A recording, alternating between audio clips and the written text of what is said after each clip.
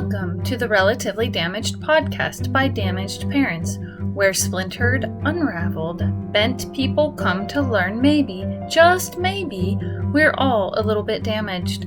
Someone once told me it's safe to assume 50% of the people I meet are struggling and feel wounded in some way. I would venture to say it's closer to 100%. Every one of us is either currently struggling or has struggled with something that made us feel less than. Like we aren't good enough. We aren't capable. We are relatively damaged. And that's what we're here to talk about. In my ongoing investigation of the damaged self, I want to better understand how others view their own challenges. Maybe it's not so much about the damage. Maybe it's about our perception and how we deal with it. There is a deep commitment to becoming who we are meant to be. How do you do that? How do you find balance after a damaging experience? My hero is the damaged person, the one who faces seemingly insurmountable odds to come out on the other side whole. Those who stare directly into the face of adversity with unyielding persistence to discover their purpose. These are the people who inspire me to be more fully me, not in spite of my trials, but because of them. Let's hear from another hero. Today's topic includes sensitive material which may not be appropriate for children. This podcast is provided for informational purposes only and is not intended as advice. The opinions expressed here were strictly those of the person who gave them. Today, we're going to talk with Cammie Winston. She has many roles in her life: daughter, protector, voiceover artist, friend, and more.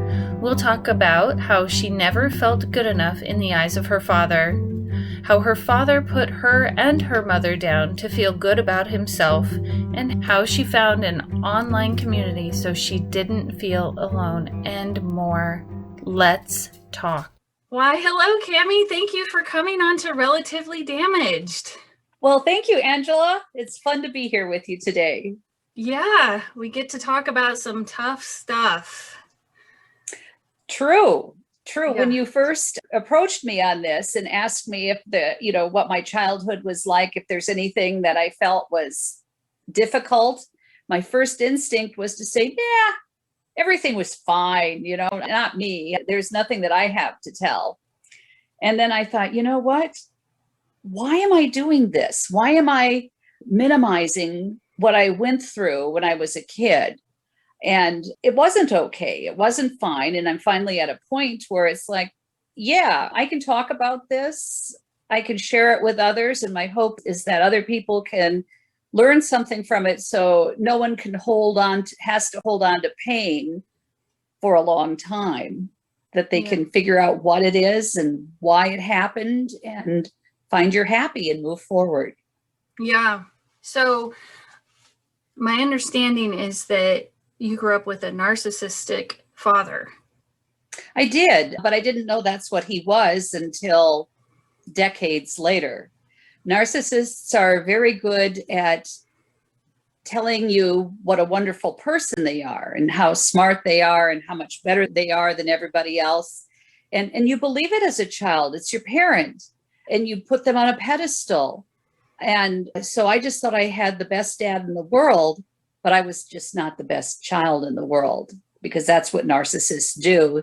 They build themselves up by cutting other people down. Okay, let me see if I understand. So with a narcissist, if I'm in the room with a narcissist, I'm going to know that they're the best because they tell me, not because of the experience? Yes, absolutely. Okay. Yeah. Mm-hmm. And so as a child, it would be really hard to differentiate. Well, as a child, you don't have anything else to gauge it by. You Right. don't have any other life experience. So whatever your parent tells you, that's the truth. You believe it. Right. And my only comparison would be to go visit a girlfriend, a friend, and spend time at their house and see how their parents were treating them, which was always better than my father treated me. Mhm. So all it told me was, yes, I'm not a really good kid, because if I was, my parents, my dad would treat me like my girlfriend's dad treated her. So give us an example of what he would do. You knew he was good and you didn't know you were okay. So was it in how he talked to you? Oh, there's so many things. First of all, narcissists are not affectionate. They don't show love. You have to show and shower them with love all the time. But you never get anything in return. And if you do something that they feel is going to overshadow them, that you're going to do something better than they could do, they're going to minimize it. A good example is, and I was in high school when this happened, it was toward the end of my junior year. Mm-hmm. And I decided I was going to run for student body president.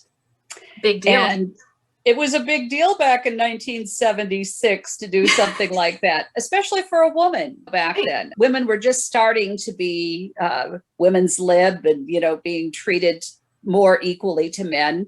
So I was pretty proud of myself. And I was helping Dad one day on the farm, and I was talking about how I was going to be running and how I felt I had a good chance. And he turned to me and he said, "Well, you're not going to win. You know that."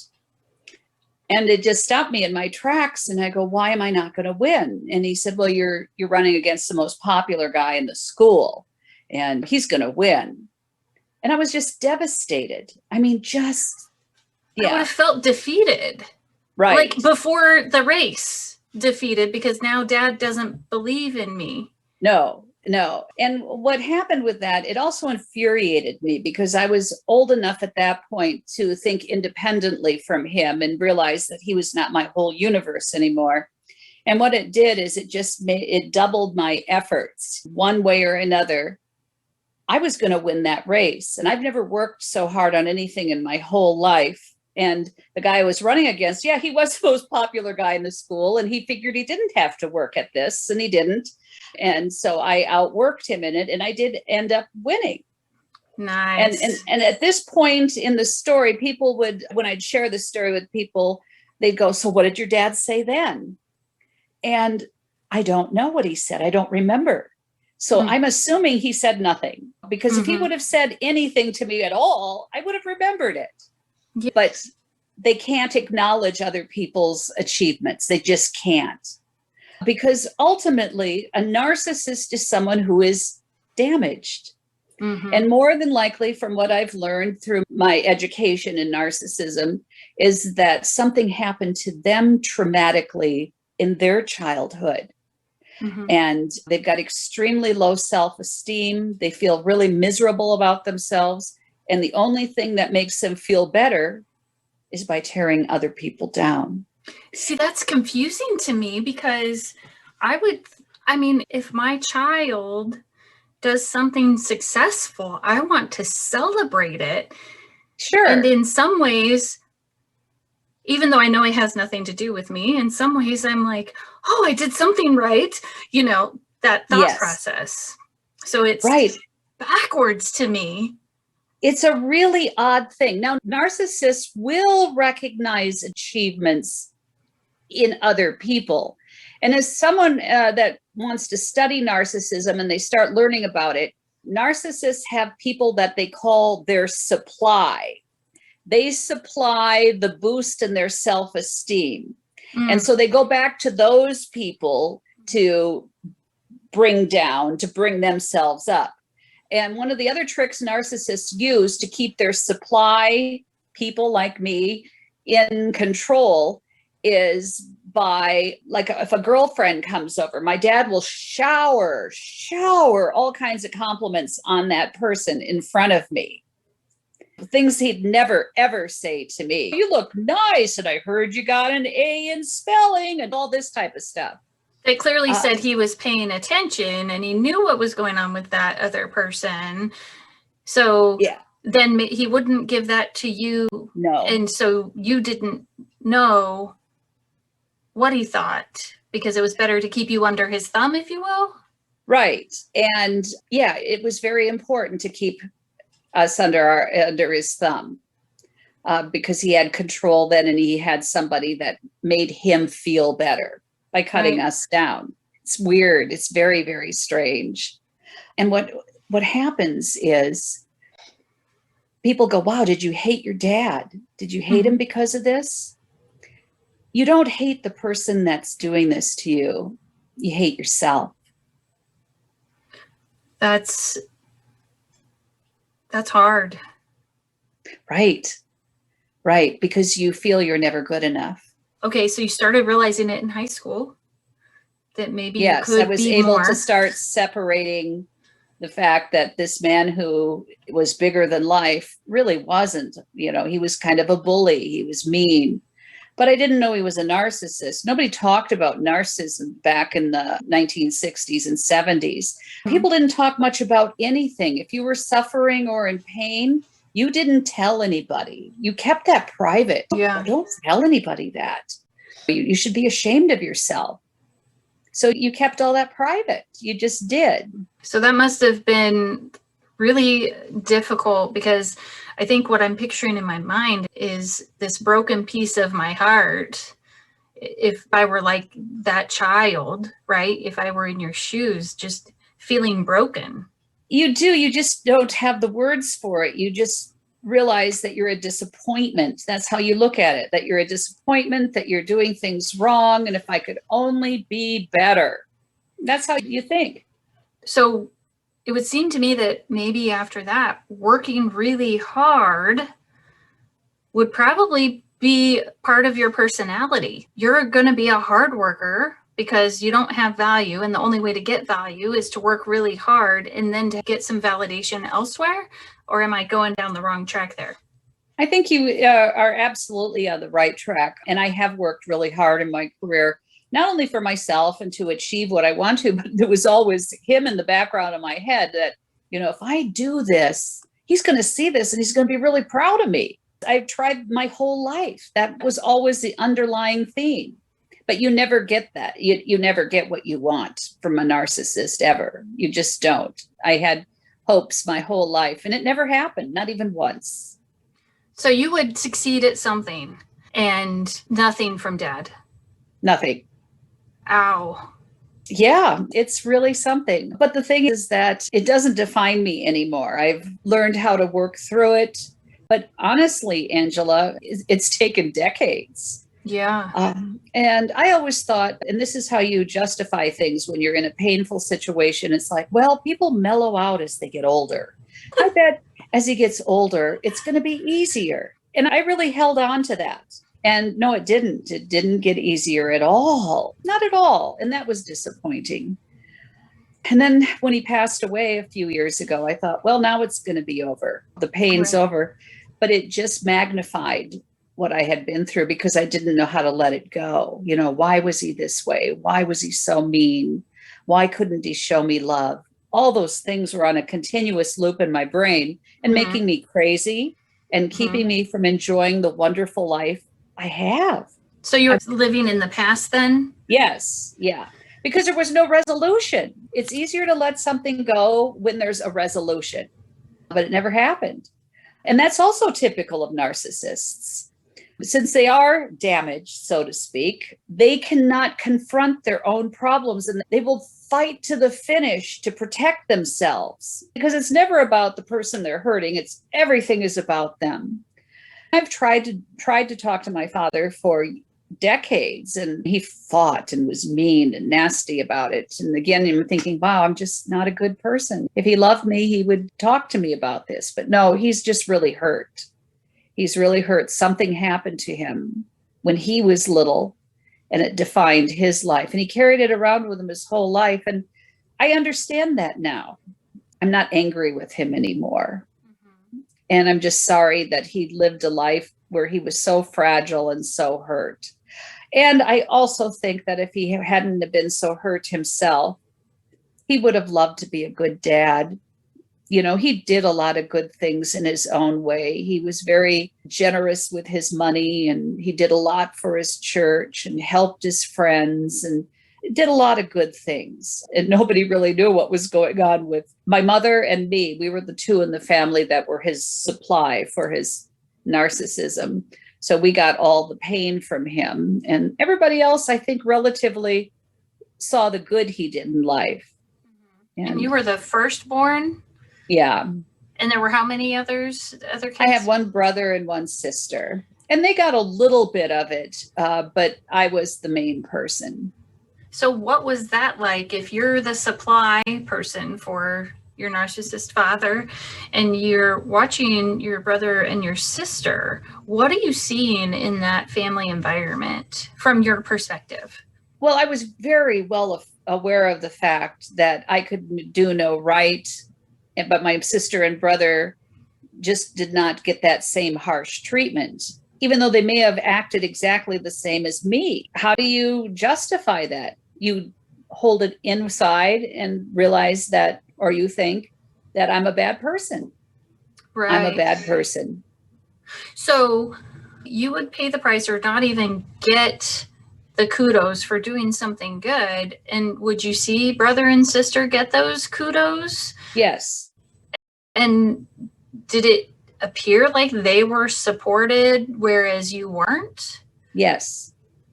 And how did that show up in the family dynamic? You're sitting at a family dinner and he can have these great conversations with brother and sister, but not you. He didn't really have conversations with any of his children per se. When you have a family meal with a narcissist, you are a member of the audience and you're listening to stories about how great he is.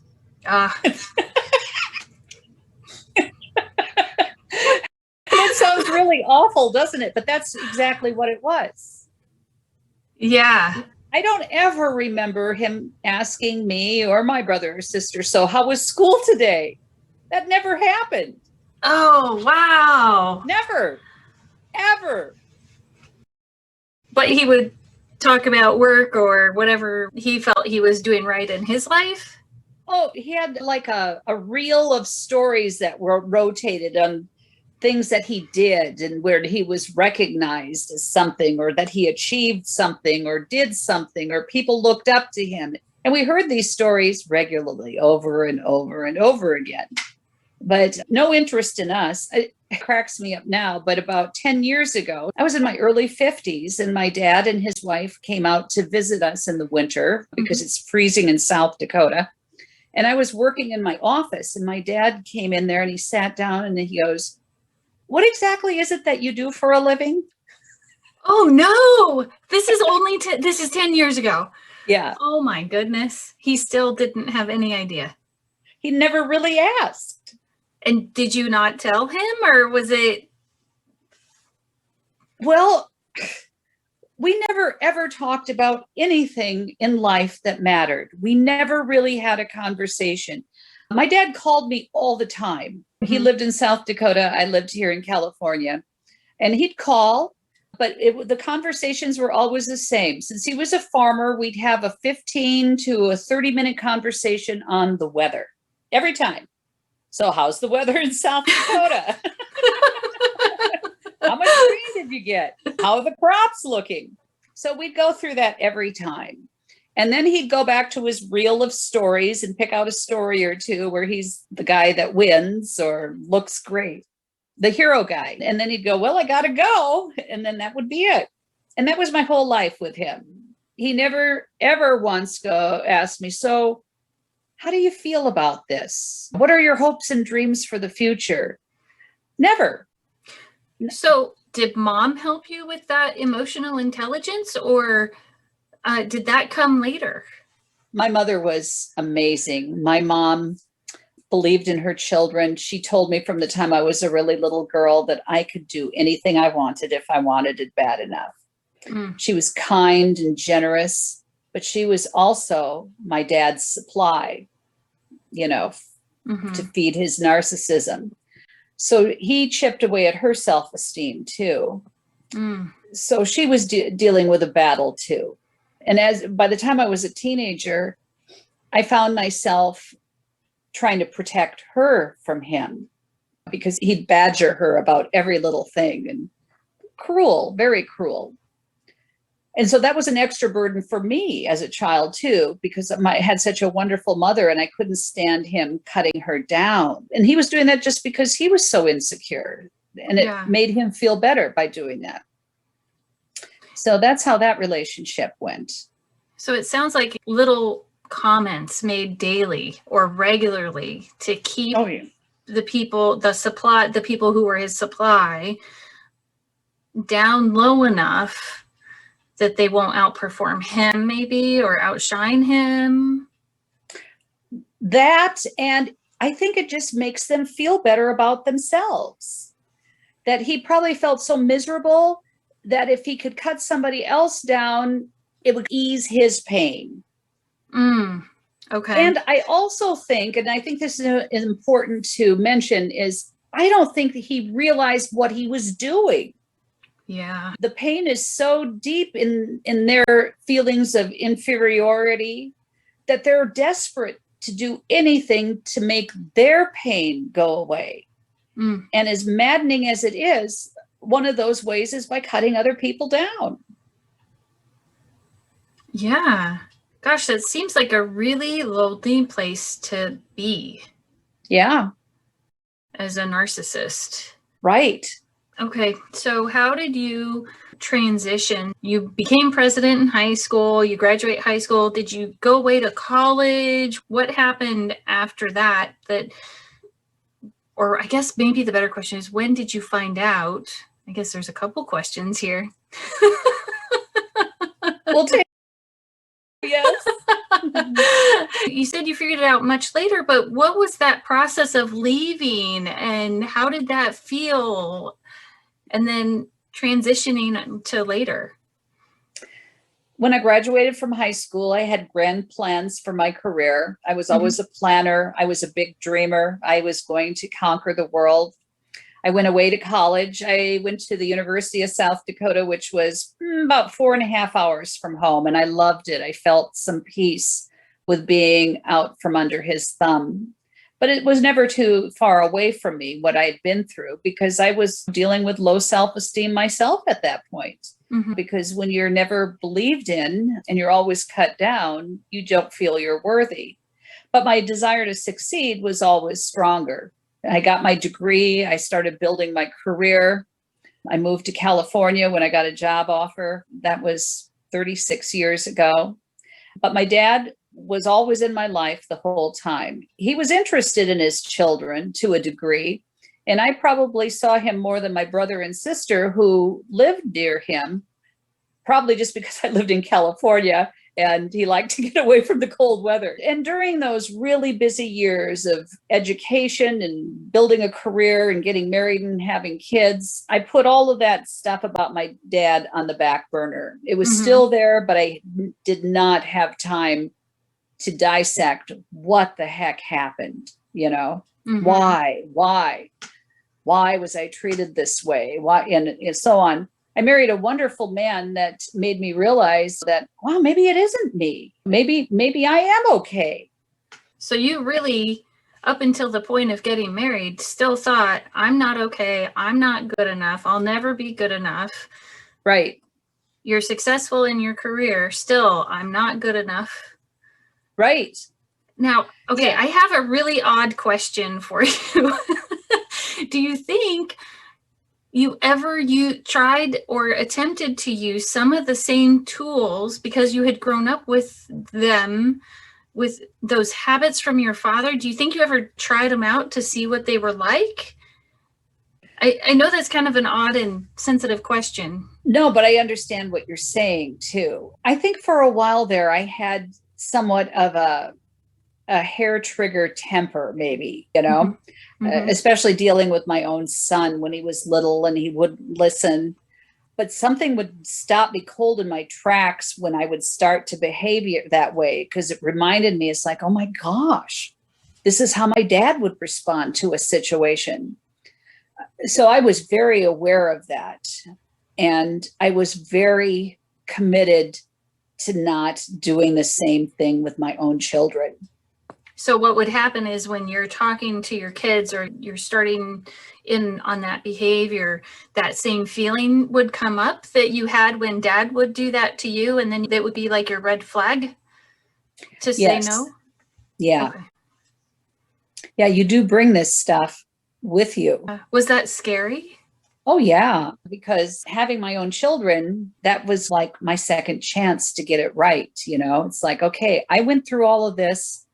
I want to give my children a better life. I want them to have good, healthy self-esteem and know that no matter what, my mom will be there for me. Mm-hmm. So it was important for me to break the cycle. So it sounds like you put it on the back burner. You graduate high school, you go away to college, you get married. You don't really know at that point that that's what the label was as far as narcissism, or you do? I did not know that my dad was a narcissist until later in life. Okay, so you have kids and you start noticing those feelings come up and you're like, wow, I definitely don't want to behave like this. So when did you start realizing maybe there's something to look for? Maybe there's a label or something that will help me understand what went on with dad? Don't have a defining moment on exactly when that happened, but I think that Oprah may have started talking about narcissism on her show, and other talk show hosts brought light to the illness. And it is an illness, the illness of narcissism. And it took a while to understand that, because remember, I had been told for 40 years of my life that my dad was a genius. He was a person better than most. And even though I knew he was not a good person, I thought he wasn't a good person because I was a disappointment. I didn't see that he was wrong. I was wrong because I'd been told my whole life what an exceptional man my dad was. I was told that he had this amazingly high IQ, all of these attributes that, well, if he had all these attributes and he was such a wonderful person, clearly the problem lies in me. That's a lot of responsibility. Well, you don't know it at the time. It's just your reality. You don't know. That's just your life. And I actually would think that everybody had parents like that. You think you're all alone in things like this. I think there's a lesson in that too. People don't talk about these things that are embarrassing to them. And I don't know why it should be embarrassing either, Angela, when you think about it. That tells me that I'm still blaming myself when embarrassed about it. Somehow it's my fault. You just feel that since the parent tells you what a great person they are and how exceptional they are, clearly the problem is not them. It's you. Yeah. And then we don't talk about it and we don't share this with people because we're embarrassed. We're embarrassed that we're such a disappointment, which is warped. Yeah. You were saying, I think we should still talk. We need to talk about this. And maybe I'm still taking it a little personally because I'm still using the word embarrassed when I talk about narcissism and my father. Yeah. And I think that is an interesting place to be. Right. But the good news is that we can overcome this. And part of it is in accepting what you can't change. We can't go back. We can't fix that. We can't fix the damaged person either. We just can't. And it's not even our responsibility. Do you think it is? No. It's not possible. No. Because we're all a little bit damaged in some way. One of my friends said to me a long time ago, no child escapes childhood unscathed. So if I go from there, no child escapes childhood unscathed, to adults, because we all grow up, then we all must be damaged in some way. Right. And I think it's in that we find our common humanity, and that we're all really very similar and we're all hurting in some way. I agree. We don't know what the person next to us has lived through, been through, the pain they're carrying with them. But we're all human. We all have histories. We all have unique experiences. And unfortunately, not all of them are great and rainbows and unicorns. There's a lot of warthogs and bumps in the road and things we need to get through. Yeah. And people don't walk around wearing their damage.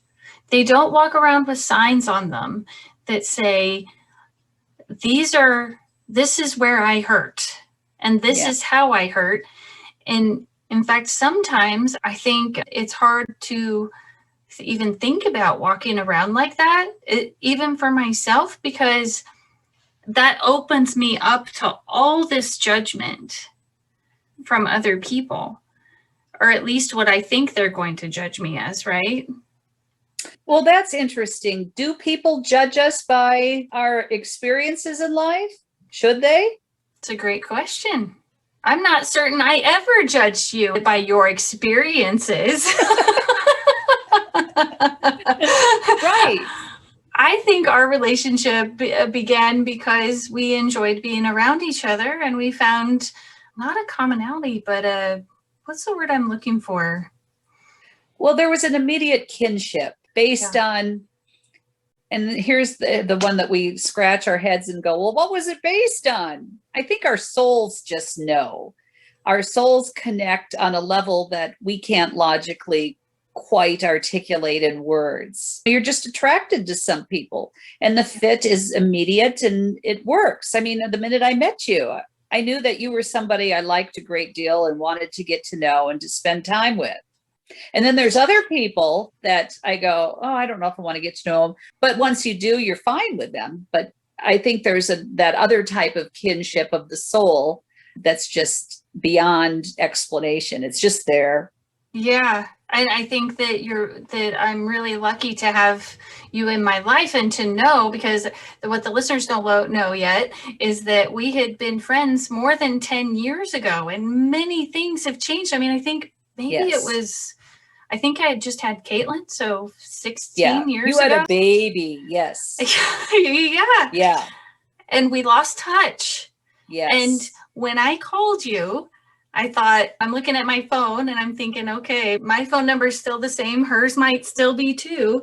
And I dial the phone and I don't even get through, hi, Cammie, this is, and you're like, oh, Angela. Yeah. That's exactly how I felt. I was so happy. Wow, isn't that something when you think about it? We need to pick up the phone more often. There's people out there that we've loved and cared about that are in our past, that life gets in the way, but reach out. And I'm so glad you did. Yeah. I am so glad I did too. Back to topic real quick. I just really want to understand, it took you decades. And I'm assuming a lot of education, probably most likely therapy.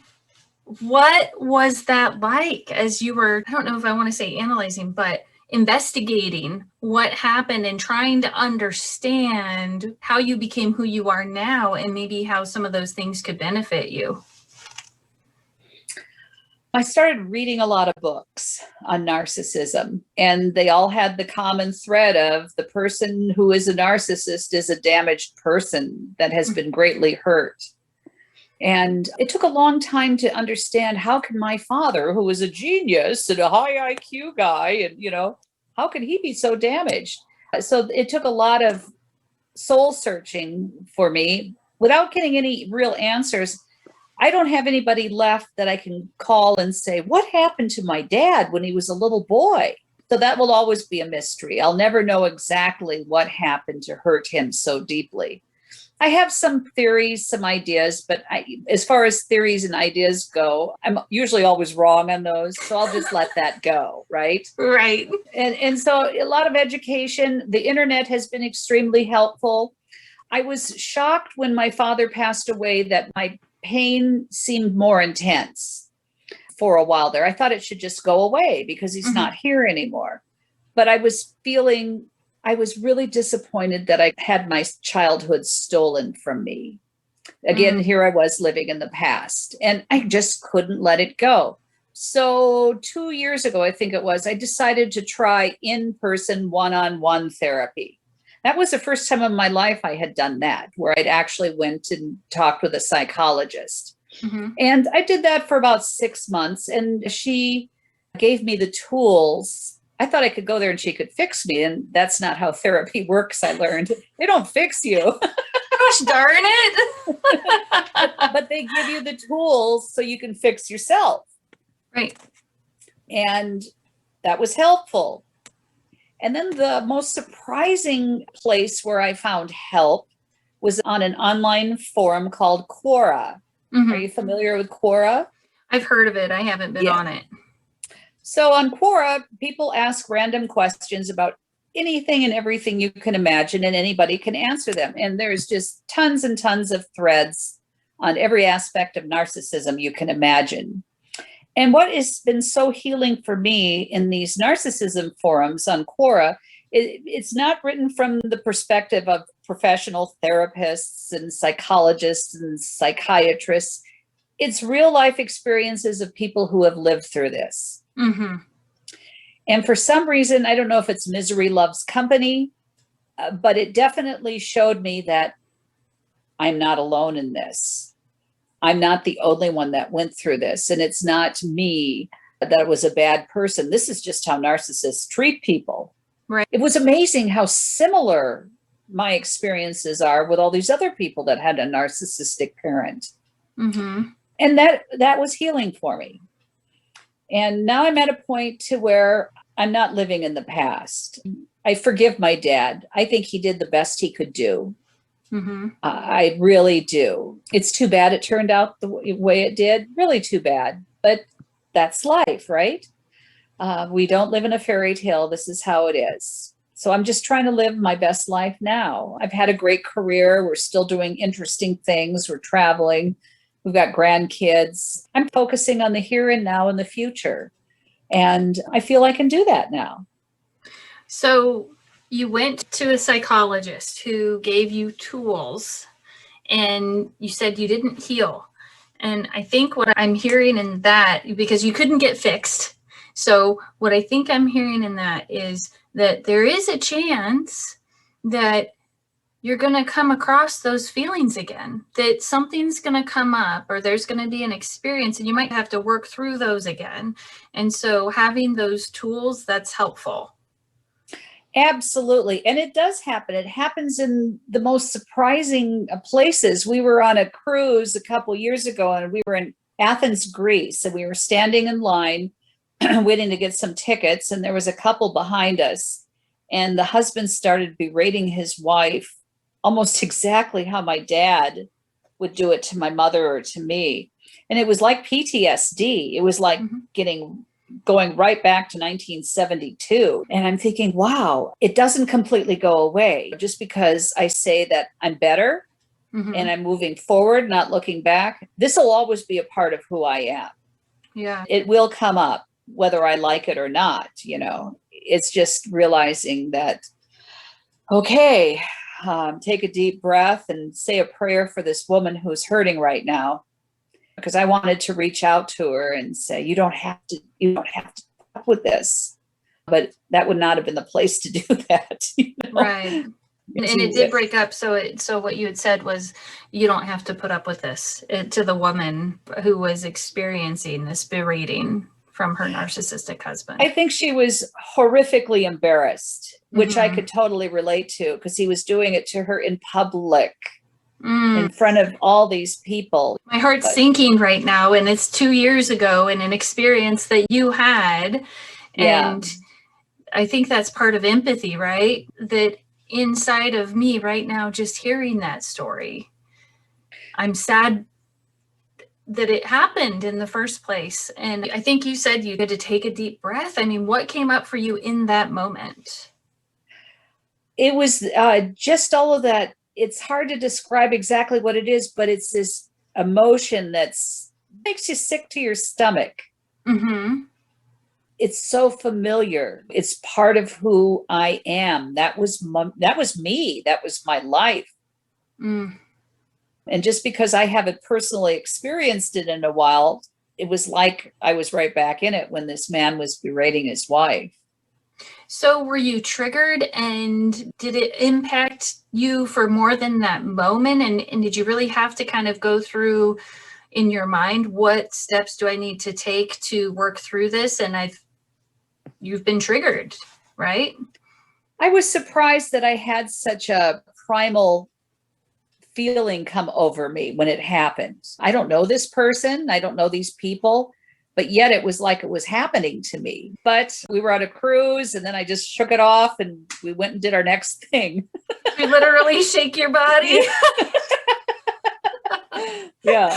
Well, sometimes like before, because you do voiceovers, I'm sure like sometimes you literally have to wiggle out some of those nerves. Absolutely. I mean, it was the same type of thing. You just had Yeah. to wiggle it out and move on. And it was, I have to be honest, a part of me was like, well, thank God that wasn't me. Even though I felt tremendous empathy for the woman, it was like, oh, and you ask yourself, if he's this awful to her in public, what is it like when they're in private? Well, do you think your mom realized that your dad was a narcissist? I don't think so. Because, I spent so much time crying on her shoulder and saying, why is he like this to me? Why? And my mother always said, it's like, he just doesn't know how to show emotion.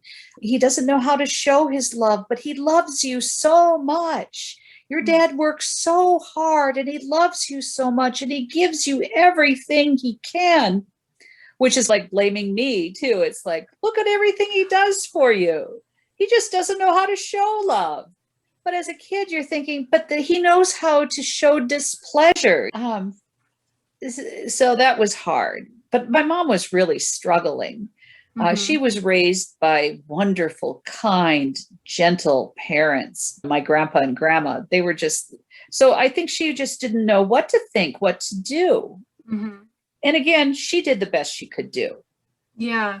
Well, the reason I was asking that question is because I'm thinking of the woman on the cruise ship. And I'm even wondering if she doesn't, and you had said, let me just backtrack. You had said, you didn't believe in yourself growing up and you knew who dad was. And I'm wondering from a relationship perspective, how that is with maybe she had just, I'm betting it's not always so blatant, right? That there's these little tics or stories or this or that. And before you know it, you're in a relationship with a narcissist. Yeah. Because you believe everything that they say. Right. I think that's really hard to get away from, because if I had no value, or I believed I had no value, and this other person is important and they're up on a pedestal, and I think I have to have them in order to be okay, then walking away would be devastating and a huge injury and super scary. Yeah. And I'm not sure if it would be harder as a wife or a child growing up, because as a child growing up, I would think there's this natural thing, I think, that's built into growing up where we have to, it's like an instinct, right? We have to break free from our parents. Whereas with a marriage or a relationship, you're supposed to go in it and stay. Right. And I wonder how that impacts things. Very good points you're bringing up, Angela. I definitely think it was much worse for my mother than for me. I wish she could have left. Yeah. And I wonder what that would have done for you. Yeah, I know. We'll never know. I'm not sure worse, maybe just different, right? And at the same time, I mean, it's hard for both. I've got all these great questions I want to ask that are just on the tip of my tongue, and I cannot put them into words right now. I know. Oh, I know. If my mother was still alive, because it was after she passed away that's when I started making inroads into who my dad really was. Mm-hmm. My mother and I never had a conversation on the fact that dad was a narcissist. We just never talked about that. Well, it never crossed my mind until, years later. But I always wonder, would that have helped my mother if she would have known that? I don't know. I don't know. That's a great question. Yeah, I don't know either, because I think it would be extremely hard to walk away. Yeah. And I'm wondering, did they stay married, and did she pass away and they were still married, or what Yes. was? Mm-hmm. And then Yeah. he remarried later, it sounded Yeah. like. Yeah. The saddest part of the story of my mom and dad was, well, it was years and years and years ago. My mom had called me, and my dad had been hunting over the weekend, and he was gone, and she had gotten together with a girlfriend, and they spent the day doing girlfriend things. And my mom said, well, we got to talking, and my friend said that she didn't like the way dad treated me. And she goes, you know what? That made me feel really strong that I could change things. So I'm going to tell dad when he gets back from hunting that we're going to go to therapy, and that I'm not going to accept no. He has to go with me because life can be better than this. And she sounded strong and excited and happy. Well, 2 days later, she fell on an icy piece of concrete and hit her head. And she had suffered a traumatic brain injury. And her life was never the same after that. So she had plans to change her life, to make it better. And that's what happened. Oh, I think that just goes to show that sometimes it's just not in the cards for us. Right. There's no control. I had this argument years and years ago with a friend of mine about control, and it makes me laugh until this day, because he's like, what are you talking about? Control does not exist. And I'm like, it totally exists. I can control what my behavior is. I can control how I talk to people. He's like, if you can't control how the synapses fire in your brain, then you have no control. That's good. And finally I gave into it. And I'll have to tell you, I was working in, I think it was in a medical office at the time, with nurses. And mind you, I think nurses are fabulous at trying to control things. Yeah. And because they've got to make it good for the patient, and they've got to make it good for the doctor, and they're very great mental managers. And I'll never forget the response from these nurses watching this conversation on Facebook. And they're just like, yeah, we don't like this guy. Oh, that's funny. But yeah, I digress in that story. But I just, sometimes part of it's the journey. Yeah. And how do we learn to just enjoy the journey, and not be like, well, as soon as I get this fixed, as soon as I leave this relationship, as soon as this happens, then this.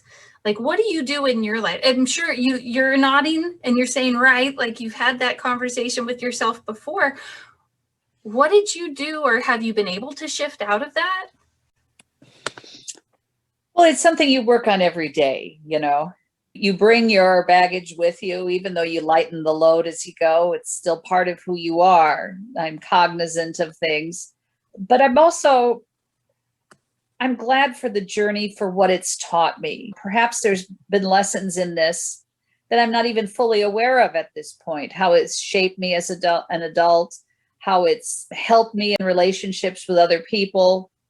I don't know. Everyone has a different journey, but we just have to find our purpose in our journey and accept it for what it is, and be kind to ourselves. It's easy to beat ourselves up and blame ourselves for things that have happened in our lives. If only I would have done this, if only I would have been smarter, and da, da, da, da, da. And that serves no purpose in moving forward. And all it does is make us feel worse about ourselves.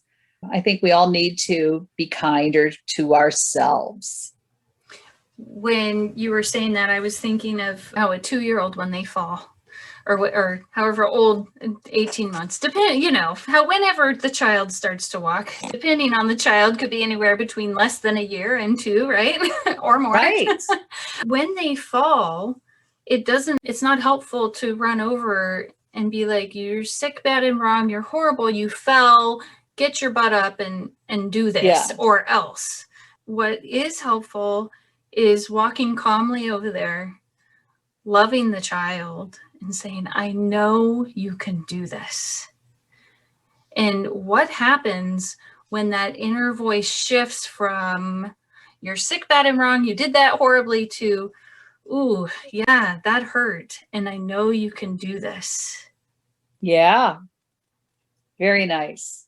It's empowering them from a young age.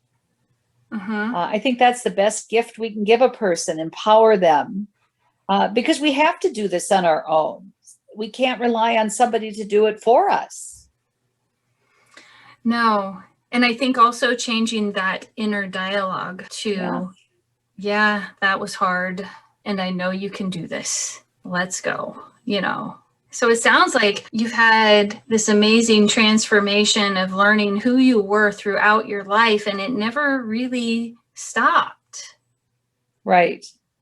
And I'm thinking even today or this last week, maybe you were surprised about something in your life that you learned about yourself.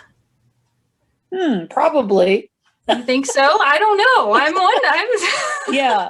I mean, there's always something I learned. My husband and I are self-employed, so we learn something all the time in our businesses, especially running them during pandemics. We have grown children that never cease to amaze us with how they are still growing as people and are wonderful members of society. And then we've got our grandchildren that are such an unexpected piece of joy. I learn more from my grandkids than from anybody because they're so new. They're so new and they're so open-minded and they're so loving and accepting. And just the most amazing joy in life has come from those little ones. How often do you find yourself more curious because you get to be around the grandkids and watch them? Oh, yeah. Every little thing is a big thing with grandkids. Wow, look at this little rock I found out in the backyard. It looks like a butterfly, Grandma. And it's like, you're right, it does.